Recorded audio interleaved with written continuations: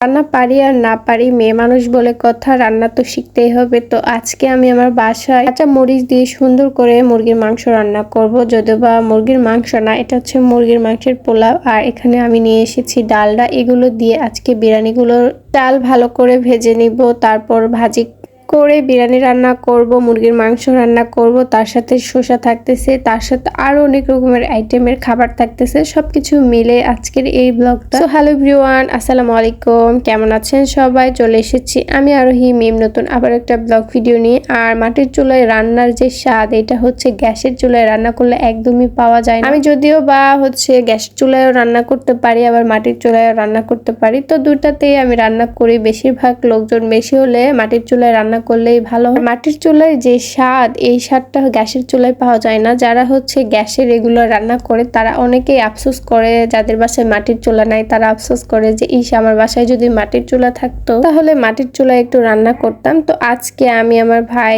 সবাই মিলে আমরা বিরিয়ানি রান্না করব রাতের বেলা। হঠাৎ আমাদের 3 ভাই বোনের খেতে মন চেয়েছে, আর আমার দাদিও হেল্প করেছে। তার সাথে আমি, ছোট বোন ছিল আর ভাই ছিল, তো সবাই মিলে একটু একটু করে হেল্প করলে না সবকিছুই কাজ সহজ হয়। তো এখানে আমি আর আমার ছোট ভাই মুরগির মাংস একটু নাড়াচাড়া করছিলাম, মানে আমার ছোট ভাই এসব করে, কি আর করবো বলেন, ছোট ভাই বলে কথা, সে একটু দুষ্টামি করবে না তা কি কখনো হয়? সে একটু একটু দুষ্টামি করে, তার দুষ্টামি আমরা মেনে নেই। আর এইদিকে আমার ছোট বোন দেখতেছি শসা কেটে নিয়েছে অলমোস্ট। তো বিরিয়ানি আমাদের রান্না শেষ, এখন বাসার সবাই আমরা একসঙ্গে মিলে আজকে বিরিয়ানি খাবো। এখানে আমার বাবা ছিল, আমার মা ছিল, আমার দাদি ছিল, আমার ছোট বোন ছিল, ছোট বোনের জামাই ছিল, আমার ভাই ছিল, পুরো ফ্যামিলি একসঙ্গে বসে খাওয়ার মজাটাই আলাদা। সবাই মিলে খেলাম। আর এটা ছিল দুপুরের রান্না। দুপুরবেলা আমরা এমনি জাস্ট বিরিয়ানি রান্না করছিলাম, আর তার সাথে রান্না করেছিলাম মুরগির মাংস, সেটা দেশি মুরগির মাংস রান্না করেছি। আর তার সাথে ছিল মগজ ভাজি। আর মগজ ভাজি কিন্তু অনেক বেশি আয়রন থাকে আর অনেক বেশি ভালো খেতে লাগে। আমার একাই না, আমাদের 2 ভাই বোনেরই খেতে ভালোই লাগে। তো এগুলো খেলাম। খাওয়ার পর এগুলো